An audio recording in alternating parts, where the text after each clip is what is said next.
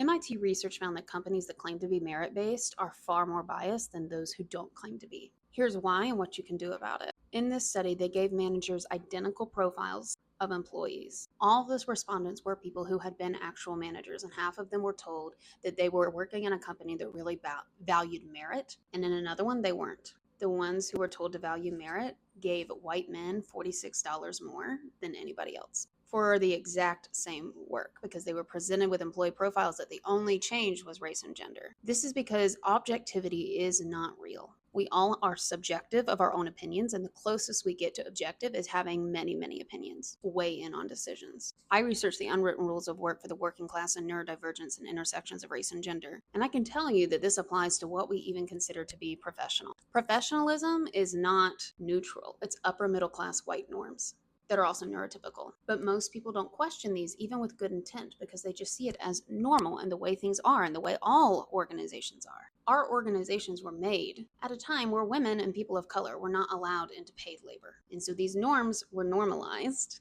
and they are still normalized for this group. Legal changes happen to make these organizations let other people in, but it doesn't mean the norms changed. And policies like affirmative action and DEI initiatives have tried to counter the harm that is built around having only one very narrow culture rewarded. But as we've seen, when this happens, everybody screams reverse racism, reverse sexism, etc. We recently had a Supreme Court ruling supporting that, right? In the US. Interestingly, psychologist Tomas Chamorro Premusic has an alternative perspective. He focuses on only gender in his book, but he makes the case, looking at a lot of research, that we have confused the idea of leadership with being a charismatic white dude, specifically an upper middle class one. But actual research shows that this is not what makes the best leaders. The best leaders have intellectual capital about the area that they're in, aka they know what they're doing. They're also humble, competent, and emotionally intelligent. He makes the case that if we focused on hiring for actual leadership effectiveness and not leadership perceptions, that inherently we wouldn't just have rich white men in power because they're not the only ones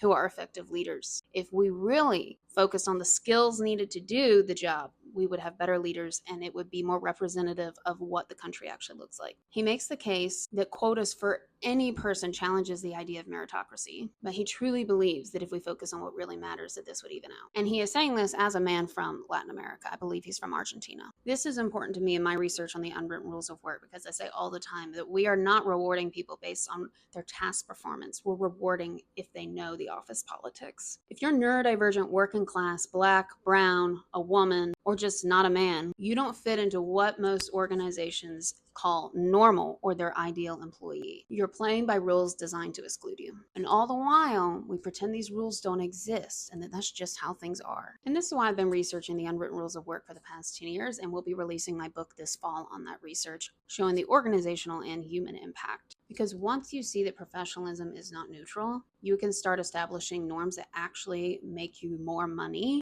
and don't make people miserable. I've released a free chapter on my website. You can get it at the link in my bio.